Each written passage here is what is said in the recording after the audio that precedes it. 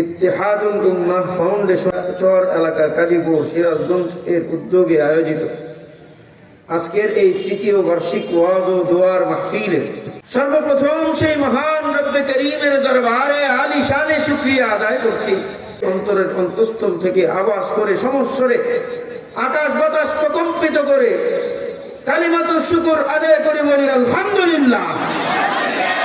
আমাদেরকে এখানে পছন্দ করে বাছাই করে ভালোবেসে বসাইছেন কে? বলে বলেন কে?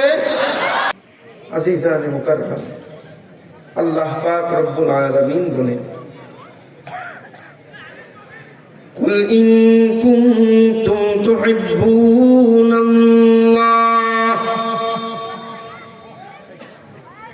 কুল ইন কুনতুম তুহিব্বুনাল্লাহ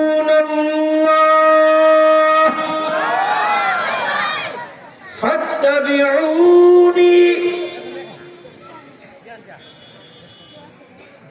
ও নবী, আপনি বলে দেন, জানায় দেন, তোমরা যদি আল্লাহকে ভালোবাসো, তাহলে এখানে এমন কেউ আসেনি যে আল্লাহরে ভালোবাসে না? হ্যাঁ, ভালোবাসি কারা কারা? একটু আল্লাহর নাম সমুন্নত করে পুরা এই আপনাদের এই গাজীপুরের চর এলাকায় পুরা কাঁপায়া দিবেন, আল্লাহর আরশ পর্যন্ত নাড়া দিবেন, রহমতের জোশ উঠায়া দিবেন, এমন একটা আওয়াজ দিয়া আল্লাহরে ভালোবাসি কারা কারা? আল্লাহু আকবার বলে হাত উঁচু করি।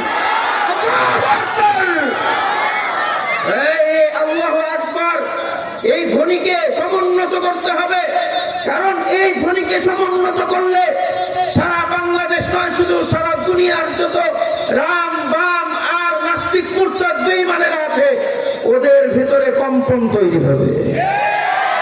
এটা যদি থেমে যায়, আবার যদি নিচু হয়ে যায়, তাহলে কিন্তু ওরা আপনাদের মাথার উপর কাঁঠাল ভেঙে যাবে। কিন্তু যদি আওয়াজ উঁচু করেন, ওরা আপনাদের আওয়াজে ভয় পাবে। তখন আল্লাহরে নিয়ে কটূক্তি করার সাহস পাবে না, নবীকে নিয়ে কটূক্তি করার সাহস পাবে না। জোরে বলেন, আমরা সবাই এমন আল্লাহরে ভালোবাসিনি? আল্লাহু আকবার, আল্লাহু আকবার, আরো জোরে আল্লাহু আকবার। আমরা সবাই আল্লাহরে ভালোবাসি। আচ্ছা, ভালোবাসা এটা জিনিসটা কি? আমরা তো দেখি দুনিয়ার ভালোবাসা,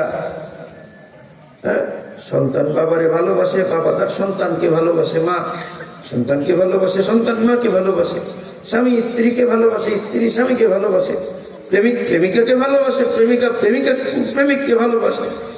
দেখো, দুনিয়ার তো একরকম ভালোবাসা দেখা যায়, কিন্তু বান্দার সাথে আল্লাহর যে ভালোবাসা, বান্দার সাথে নবীর যে ভালোবাসা, ভালোবাসাটা কিরকম? যে দুনিয়াবি কোনো স্বার্থে না, দুনিয়াবি কোনো স্বার্থ নাই। মুহাব্বত জিনিসটা কি? এজন্য কবি বড় अजीब अंदाजे बोले, फरमाया मोहब्बत एक अजीब शय है, बयां करना नामुमकिन है।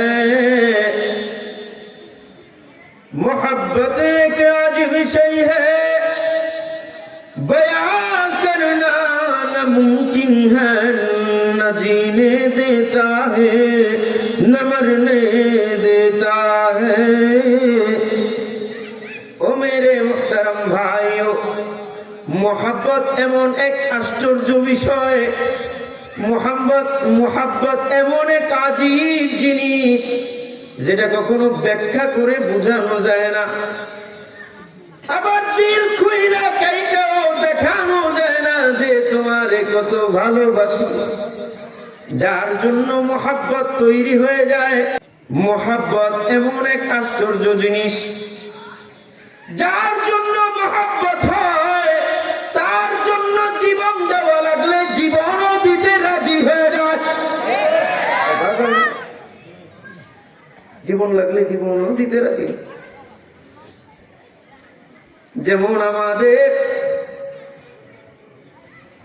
প্রায় স্বাধীনতার 50 বছর পরেও আল্লাহ তাআলা এমন এক যুবককে তৈরি করে দিয়েছেন,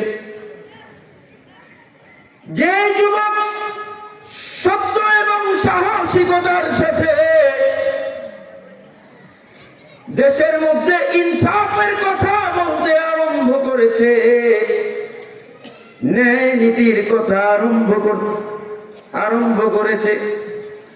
এজন্য দুশ্মনানে ইসলাম যারা, ওরা দেখে যে এ যদি প্রভাব বিস্তার যেভাবে করা শুরু করেছে, এ তো আমাদের জন্য ঠেট হয়ে যাবে। কারণ সব জায়গায় ইসলামকে সমুন্নত করে কথা বলে। তাই তো স্বাধীন দেশেও ইনসাফের কথা বলে আমার আপনার ভাই শহীদ ওসমান হাদি রহমাতুল্লাহি আলাইহিকে জীবন দিতে হয়। তাহলে চিন্তা করেন যে স্বাধীন দেশে থেকেও যদি এখনো পর্যন্ত,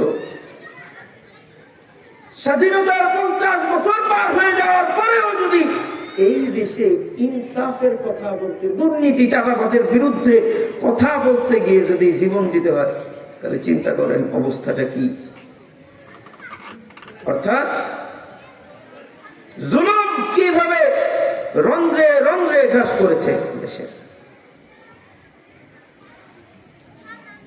এক ছেলের জীবন নেওয়ার পর লক্ষ লক্ষ মানুষ, যুবকরা ওই হাদি, শহীদ হাদির জন্য জীবন দেওয়ার জন্য প্রস্তুত হয়ে গেছে। বুঝেন না? এটা মোহাব্বত। মোহাব্বত কি বুঝানো যায়নি? মোহাব্বত এমন এক আজীব জিনিস যেটা না বুঝানো যায়, না ব্যাখ্যা করা যায়। मेरे अजीज दोस्तों, उमर फारूक रदियल्लाहु अन्हु, उमर इब्नुल खत्ताब रदियल्लाहु अन्हु গেছে নবীজির মাথা আনার জন্য, কল্লা আনার জন্য। পথের মধ্যে একজনের সাথে দেখা হয়, ডাক দিয়া বলে, উমর কই যাও? বলে, মুহাম্মাদের মাথা আনার জন্য যাই। বলে, মুহাম্মাদের খবর পরে নিও, আগে নিজের বোন আর বোন জামাইয়ের খবর নাও। যে মুহাম্মাদের মাথা আনার জন্য যাইতেছ, সেই মুহাম্মাদের, যে মুহাম্মাদের মাথা আনার জন্য তুমি যাইতেছ, তোমার বোন আর বোন জামাই সেই মুহাম্মাদের কাছেই তাদের মাথাকে অর্পণ করেছে।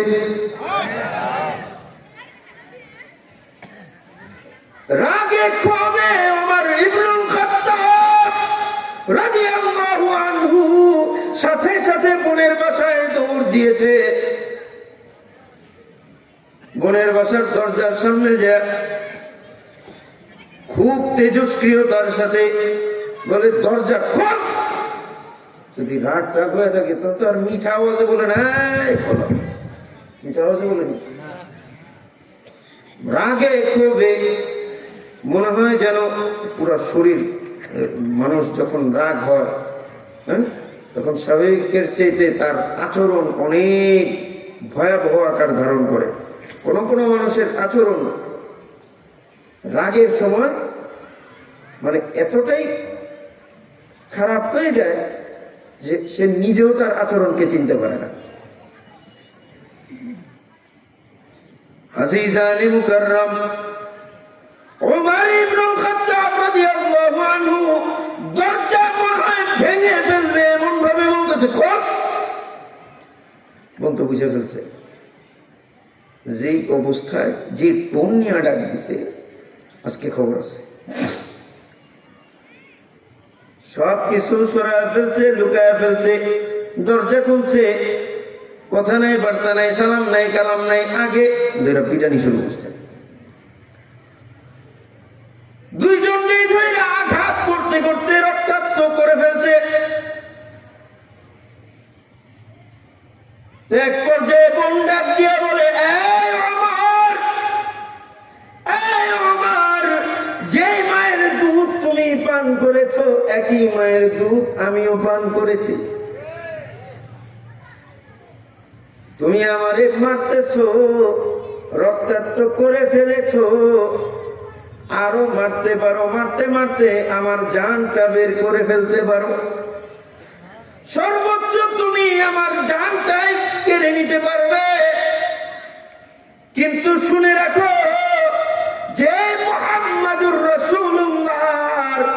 কালিমার মজা একবার পেয়েছি, সেই মজা যে মুহাম্মাদুর রাসূলুল্লাহ যেই রবের সাথে পরিচয় করায় দিয়েছেন, সেই রবের মজা একবার, সেই রবের মোহাব্বত একবার যখন দিলের মধ্যে পাইছি, পুরা সারাটা জীবনকে বিলায় দিব, কিন্তু তারপরেও আল্লাহর মোহাব্বত, নবীর মোহাব্বত আর কালিমার মোহাব্বতকে ছাড়তে রাজি না।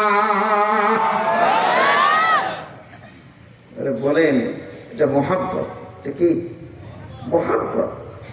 জীবন দেওয়ার জন্য রাজি, কিন্তু তারপরে আল্লাহরে ছাড়তে রাজি। আমরা তো মুখে মুখে ঠিকই বলি যে মোহাব্বত মোহাব্বত করি, ঠিকই এটা মুখে বলি, কিন্তু বাস্তবে দেখা যায় রব যা কিছু বলছে তার বিপরীত কাজ করি, উল্টা পাল্টা। রব বলছে সোজা যাও, আর আপনি যান বামে। কথা বলেন, মোহাব্বত কাকে বলি? মোহাব্বত এক তো আমরা আল্লাহকে করি, আমরা সবাই আল্লাহরে ভালোবাসি, কিন্তু কেন ভালোবাসবো এটা আগে বুঝি, যে কেন ভালোবাসবো আল্লাহরে। কারণ আল্লাহ পাক রব্বুল আলামিন আমাদের খালেক। চিৎকার মেরে বলেন না, আমাদের সৃষ্টিকর্তা কে? ইমানের আওয়াজ দেয়া বলেন কে? আরো জোরে বলেন কে?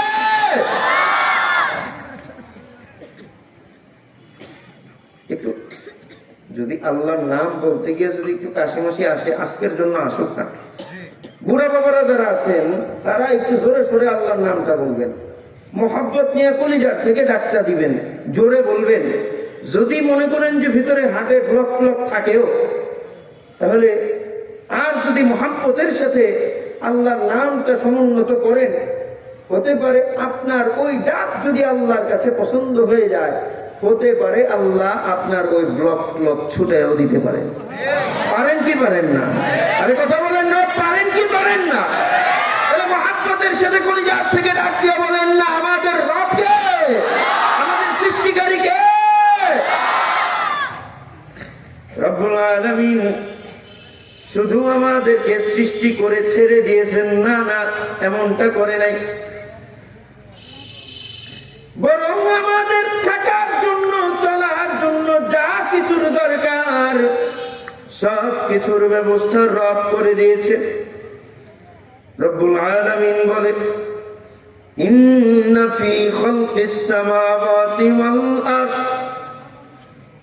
ওয়া ইখতিলাফিল লাইলি ওয়ান নাহার ওয়াল ফুলকিল্লাতী তাজরি ফিল বাহরি বিমা ইয়ানফাউন নাস ওয়া মা আনজালাল্লাহু মিনাস সামাই মিন মাইন ফাআহইয়া বিহিল আরদ বা'দা মাউতিহা ওয়া বাথা ফীহা মিন কুল্লি দাব্বা وتصريف الرياح والسحاب المسخر بين السماء والأرض لآيات لقوم يعقلون।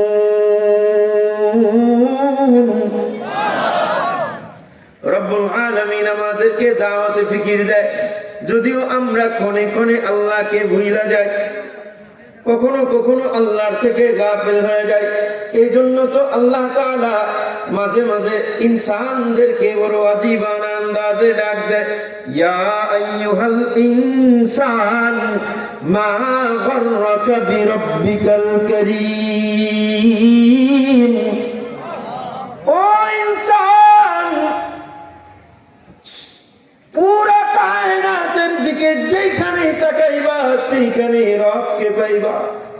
তারপরেও কোন জিনিস তোমাকে তোমার রব থেকে বিভ্রান্ত করে রেখেছে? কোন জিনিস? এই যে বৃহত্তর চর এলাকার দিকে তাকাইলেও কারে পাওয়া যায়? আরো জোরে বলেন কাকে? সবাই না বললে হবে না, আল্লাহর নাম বলবেন তো পুরা মজলিস যেন কাইপা উঠে, এটাই তো প্রত্যাশা। কেউ বলে না না না না, জোরে জোরে আওয়াজ করে বলেন কে? আরো জোরে বলেন কে? মেরে আজিজ দোস্ত, আল্লাহর থেকে যেন গাফিল না হয়ে যায়, এজন্য আল্লাহ তাআলা চারপাশে তাকে স্মরণ করার জন্য অনেক কিছুর মজুদ করে রেখেছেন। উপরের দিকে তাকাইবেন তো কারে পাওয়া যায়? আসমান ও জমিনের সৃষ্টিতে কার অস্তিত্বের দলিল রয়েছে? জোরে বলেন কার? বলে আসমানের দিকে তাকাইলে একটা খুঁটি পর্যন্ত দেখা যায় না, কিন্তু এই যে আপনাদের এই প্যান্ডেলটা সাজানোর জন্য কিসের ব্যবহার হয়েছে? কথা বলে না। তাহলে একটুকে একটা প্যান্ডেল ব্যবহার করতে যদি খুঁটি দরকার হয়, ঠিক রাখতে যদি খুঁটির দরকার হয়, এত বিশাল আসমানের জন্য কতগুলো খুঁটির দরকার ছিল। কিন্তু রব ডাক দিয়া বলে আল্লাহুল্লাযী রাফা'আস সামাওয়াতি বিগাইরি আমাদিন তারাউনাহা। ও বান্দা, তাকায় তো দেখো, এত বিশাল আসমানটারে আল্লাহ তাআলা শূন্যে ভাসায় রাখছেন, কিন্তু একটা খুঁটিরও ব্যবস্থা করে নাই, লাগায় নাই। বিনা খুঁটিতে এত বড় আসমানটারে শূন্যে ভাসায় রাখছেন কে? আরে জোরে বলেন কে? যদিও আমরা বলি কোনো খুঁটি নাই, কিন্তু মুফাসসিরিনে কিরাম এবং বুজুর্গানে দ্বীন যারা ছিলেন তারা বলেন যে এর একটা অদৃশ্য খুঁটি আছে। কি আছে? এটা একটা চিকন কথা, আপনারা শুনতে চাননি? বিরক্ত লাগছে? কষ্ট হচ্ছে? তাহলে আমার একটু বুঝান, জোরে সোরে আওয়াজ করে একটু তাকবীর দেন তো। লিল্লাহি তাকবীর, লিল্লাহি তাকবীর। এই পাশের কেউ আওয়াজই করে না, আরো জোরে সবাই মিলে একসাথে বলেন লিল্লাহি তাকবীর, আরো জোরে লিল্লাহি তাকবীর। এই যে আমরা যে আল্লাহর নামের জিকিরটা করলাম না, মুফাসসিরিনে কিরাম বলে এর মধ্যে একটা অদৃশ্য খুঁটি আছে, সেই খুঁটিটা হলো আল্লাহর নামের জিকির। কার নামের জিকির? কারণ হাদিসের মধ্যে জনাবে মুহাম্মদুর রাসূলুল্লাহ সাল্লাল্লাহু আলাইহি ওয়াসাল্লাম বলে, লা তাকুমুস সাআহ, কেমন? ততদিন পর্যন্ত হবে না, ততক্ষণ হবে না, হাত্তা ইউকালা ফিল আরদি আল্লাহ আল্লাহ, যতক্ষণ পর্যন্ত আল্লাহ বলনেওয়ালা একজন লোক থাকবে আল্লাহ তাআলা পৃথিবীকে ধ্বংস করে দিবেন না। তার মানে বোঝা গেল এই পৃথিবী টিকায় রাখার মূল মন্ত্র কি? বলেন না জোরে, আরো জোরে বলেন। আপনি বললে আপনার আমলনামায় সওয়াব লেখা হয়, আবার আল্লাহ জমিন টিকায়ও রাখেন। জোরে বলেন না কার নামের জিকির? আরো জোরে বলেন কার নামের জিকির? এটা যে শুধুমাত্র মানুষ করে তা না, বরং আল্লাহ তাআলা বলে ইন মিন শাইইন ইল্লা ইউসাব্বিহু বিহামদিহি ওয়ালাকিন লা তাফকাহুনা তাসবিহাহু। আসমান ও জমিনের মধ্যে যত মাখলুক আছে, যত মাখলুক আছে, সব মাখলুক কার নামের জিকির করে?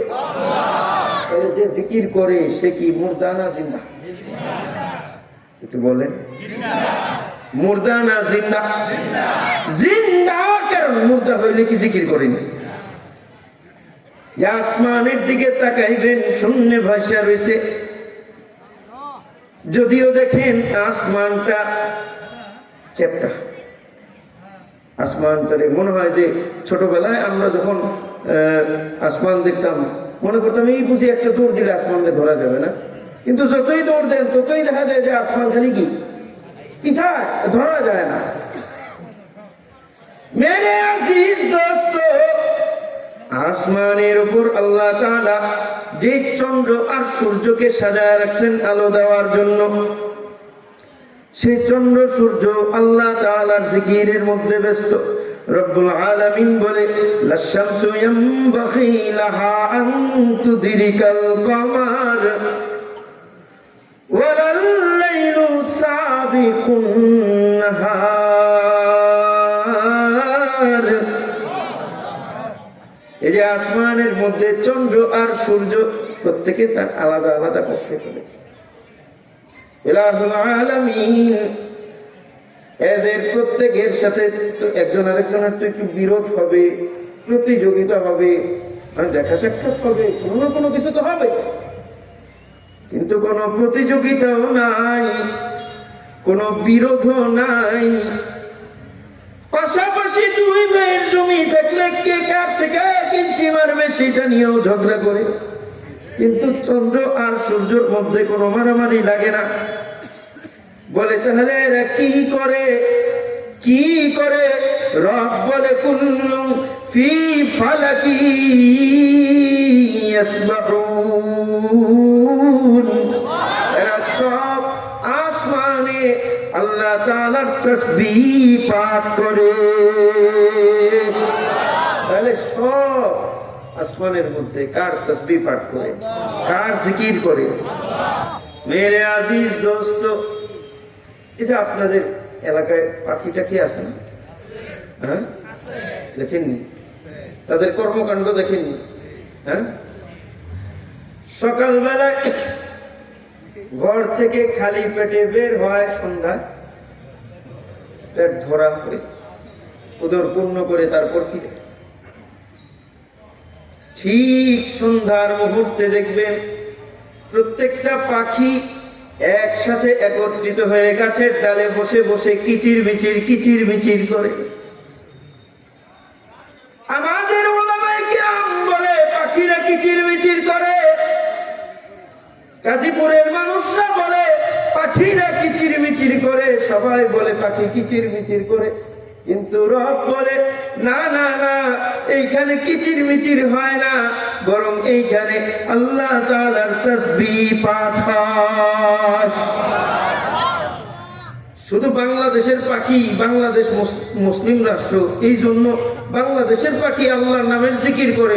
বাহিরের দেশের কানাডা, তারপর যত বিধর্মী রাষ্ট্র আছে, এসব পাখিরা যে আল্লাহর জিকির করে না, বিষয়টা এমন না। রাষ্ট্র বিধর্মী হতে পারে, কিন্তু যত দেশ আছে আসমান এবং জমিনে যা কিছু আছে সবকিছু আমার আল্লাহর নামের তাসবিহ করে। কিন্তু মানুষই একমাত্র নিম খারাপ, আর মানুষই একমাত্র গাফেল জাত, যে তার মহান রবকে ভুলে যায়। আরে ভালোবাসার জন্য কি আল্লাহর চাইতে, ভালোবাসার জন্য তার রাসূলের চাইতে উপযুক্ত আর কাউকে পাওয়া যায়? আরে আল্লাহরে ভালোবাসে না, অথচ বান্দা বুঝেও না যে আল্লাহ আমার আপনার সব কিছুর ব্যবস্থা করে দিচ্ছে। যে আল্লাহরে নারাজ করে যুবক গুনাহ করতেছে রাতের অন্ধকারে, দরজা জানালা সব বন্ধ, কেউ দেখে না, কেউ দেখে না, মনে করে কেউ দেখে না, কিন্তু যুবক সব কিছু বন্ধ করে মোবাইলে গুনাহ করতেছে। আর আল্লাহ ওই যুবকটা যেন মইরা না যায়, ওই বান্দা যেন মইরা না যায়, এজন্য আল্লাহ গেটের ফাঁক দিয়ে তল দিয়ে আপনার জন্য অক্সিজেনের ব্যবস্থা করে দিচ্ছে। এসব কিছু কে করে? জোরে বলেন, কে করে? আমরা আল্লাহর দয়াটা বুঝি না। রাত্র যত গভীর হয়, গভীর রজনীতে আল্লাহ প্রথম আসমানে আইসা গুনাহগার বান্দাদেরকে ডাকে, গুনাহ করছো? দেখেন, একটা কথা বলি, পৃথিবীর যত মানুষ আছে, যদি কেউ অপরাধ করে অপরাধীকে শাস্তি দিতে চায়,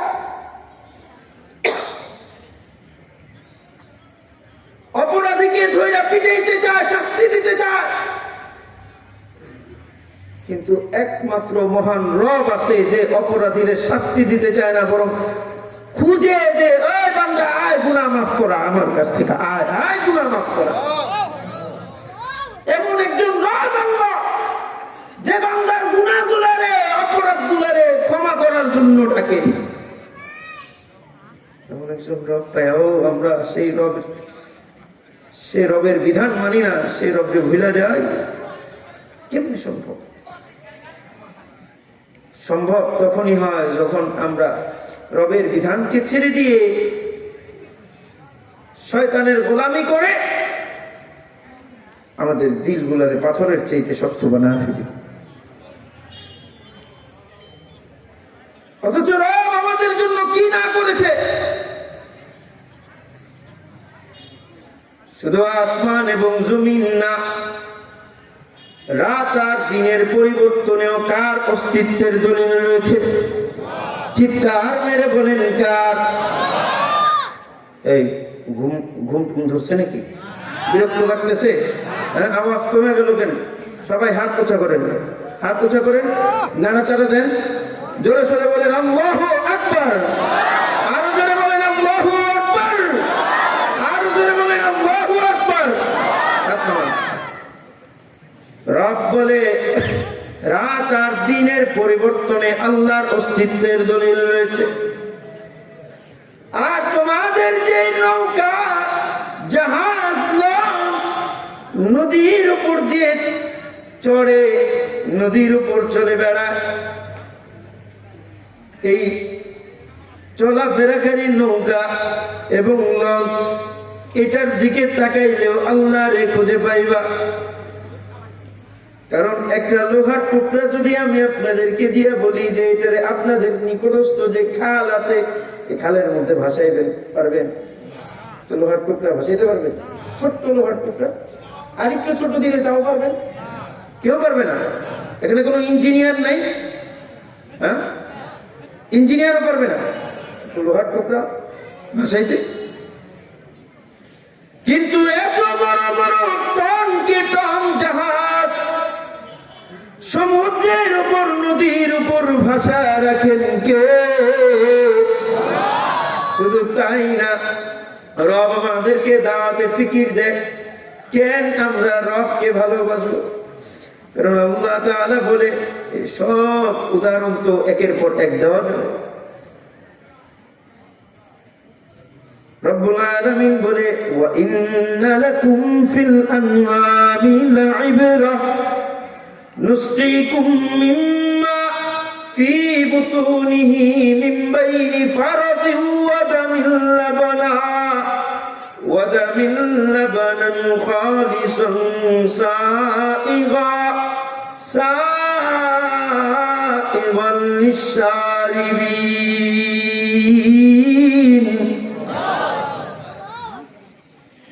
গবাদি পশুর মধ্যেও তোমাদের জন্য শিক্ষা রেখেছি। এক গ্লাস দুধকেও আমি তোমাদের জন্য ক্ষেত্র বিশেষ শিক্ষক বানায় দিই।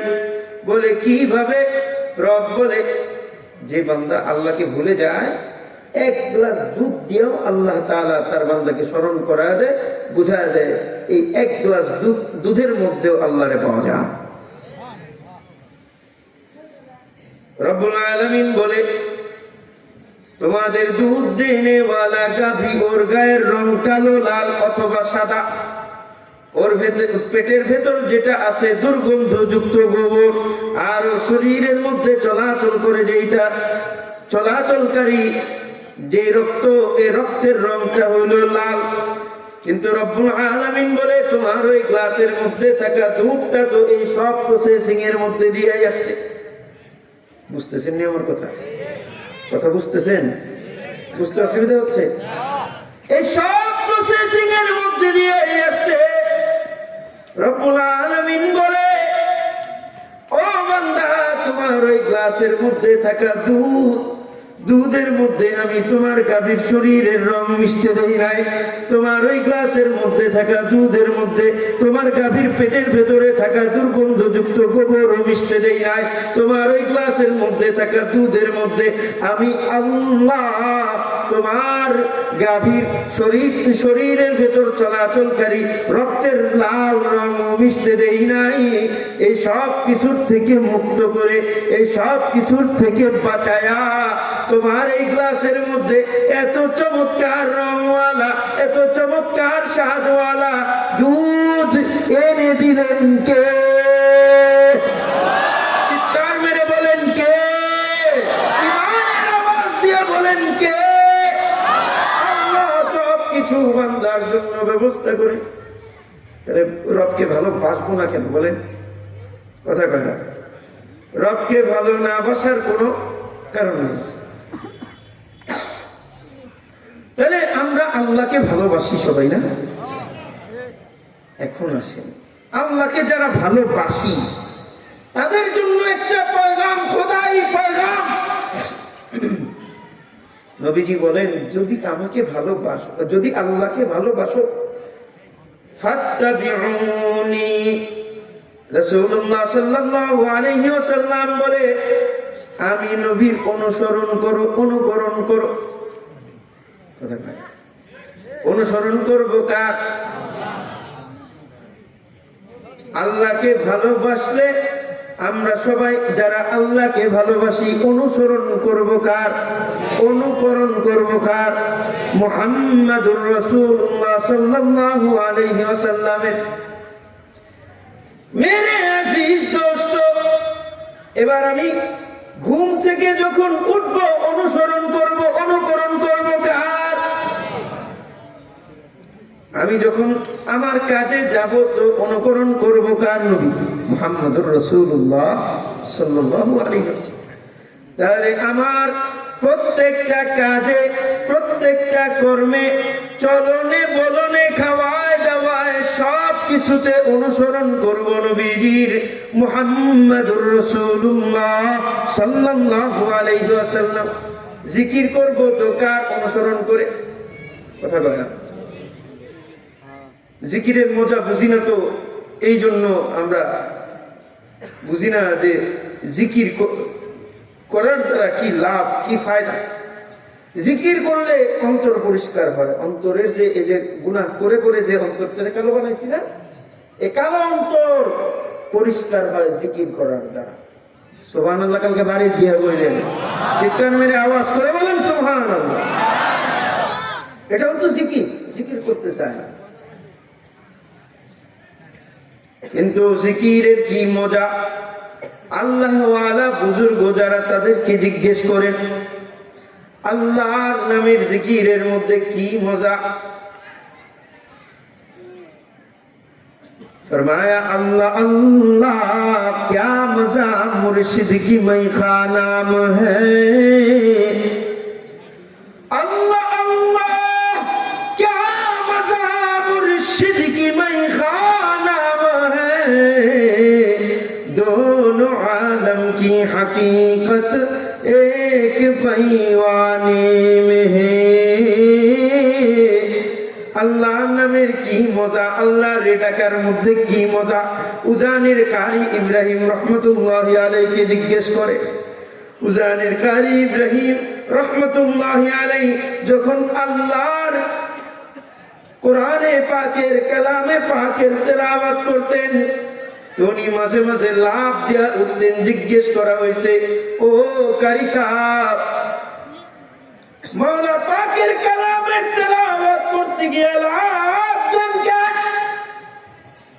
মাঝে মাঝে দেখেন না কিছু আল্লাহ পাগলের লাফ দেয়, হ্যাঁ, জিকির করার সময় জজবাতি হয়ে যায়।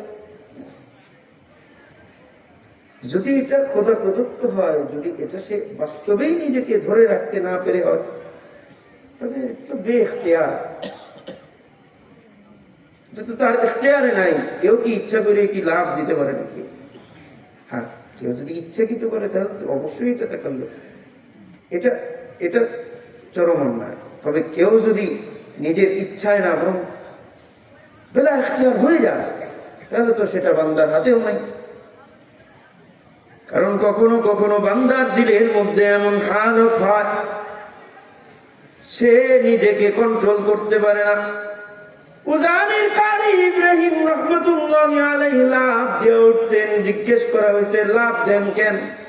বলে আমি যখন মাওলা পাকের কালামের তেলাওয়াত করি, যখন আমি মাওলা পাকের কালামের প্রত্যেকটা আয়াত তেলাওয়াত করি, তো মনে হয় যেন আমি ওই কালামের তেলাওয়াতের মধ্যে ওই যে কোরআনে কারীমের পাতায় পাতায় যে আয়াতগুলো লেখা আছে, এই আয়াতের ফাঁকে ফাঁকে বাঁকে বাঁকে হরফের ফাঁকে ফাঁকে আমি আমার মাওলা পাক রে দেখা ফেলাই।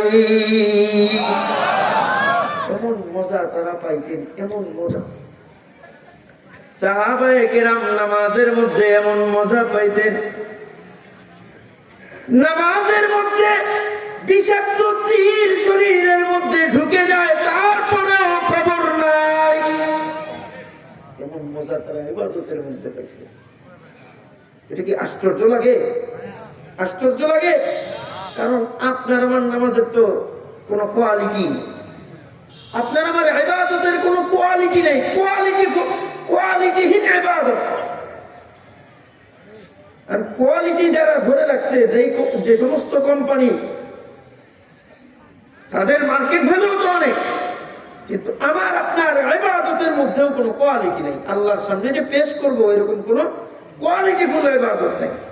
এজন্যই তো বলি যে একটু বেশি বেশি আল্লাহর নামের জিকির করেন, হতে পারে কোয়ালিটিফুল ইবাদতের তৌফিক আল্লাহ আপনাকে দিবেন। আর কোয়ালিটিফুল ইবাদত তৈরি করার, কোয়ালিটিফুল ইবাদত করার মতো যোগ্যতা তৈরি হওয়ার একটা উপায় হলো উলামায়ে কেরামদের সাথে সুসম্পর্ক রাখা। কাদের সাথে? কাদের সাথে? এখন আপনি মনে করেন যে নিজেই সব জানতা, কি এর আলেম ওলামাগুলোকে সম্পর্ক রাখতে হয় নাকি? জানি না এরা কি জানে, আমি এর চেয়ে বেশি জানি, কথা কয় না। এরকম মেন্টালিটি যদি হয় যে মোবাইলে বাংলা অ্যাপস আছে, বাংলা তর্জমা আছে, বাংলা এটা আছে, বাংলা হাদিস আছে, এটা দেখি তো আমি বড় আলেম হয়ে যাব, এই মেন্টালিটি যদি কারো থাকে তাহলে মনে করবেন সে কোনো না কোনো সময় যায় একেবারে পুরো পথভ্রষ্ট হয়ে যাবে। আপনি আপনার ইবাদতকে যদি কোয়ালিটিফুল করতে চান, আপনার জীবনকে যদি সুন্দর করতে চান, তাহলে উলামায়ে কেরামদের সাথে সুসম্পর্কের কোনো বিকল্প না। তাই এই যে আপনাদের যে ইত্তেহাদুল উম্মাহ ফাউন্ডেশন, এর ভেতরে যারা আছে সবাইকে এজন্য শুকরিয়া আদায় করা দরকার না। একসাথে উলামায়ে কেরামদের কাফেলা জামাত আপনারা পেয়ে গেছেন। অনেক জায়গায় আছে উলামায়ে কেরাম পায় না, আলেম ওলামা পায় না। না পাবার কারণে তাদের ইমানের কি হালত, কখনো কখনো কাদিয়ানি যে একটা টোকা দেয়, ইমান বিক্রি করে দিয়ে দেয়, কথা বলে। কখনো কখনো ওই যে কি বলে খ্রিস্টান মিশনারিরা, তারা যে মনে করেন যে কিছু টাকা দেয়, ইমান বিক্রি করে দেয়। কেন? এটা আলেম পায় না। এই জন্য যদি আলেম পাইতো, ইমানের মজা কি বুঝতো, কালিমার মজা কি বুঝতো, ও কোটি টাকা কেন, পুরা পৃথিবীর সমান সম্পদ পাইলেও কখনো ইমান বিক্রি করতে রাজি হইত। তাহলে এটা কেন হয়? উলামায়ে কেরামদের সম্পর্ক ত্যাগ করলে আপনি যত ছোট থেকে ছোট হন, বড় থেকে বড় হন, আপনার ইমানকে ধরে রাখার জন্য, আপনার ইবাদতকে ঠিক করার জন্য উলামায়ে কেরামদের কোনো বিকল্প নাই। এজন্য সম্পর্ক রাখতে হবে কাদের সাথে? এটা আপনাদের জন্য একটা গনিমত। এলাকার মধ্যে পুরো উলামায়ে কেরামদের একটা জামাত পাইছেন, একটা কাফেলা পাইছেন, এটা গনিমত। এই গনিমতকে কদর করার চেষ্টা করবেন ইনশাআল্লাহ। ইনশাআল্লাহ। এর পিছনে আল্লাহরা বলেন না কেন? এই যুবক ভাইরা বলো, উলামায়ে কেরামদের সাথে সম্পর্ক রাখবেন ইনশাআল্লাহ। আল্লাহ সবাইকে কবুল মঞ্জুর করে।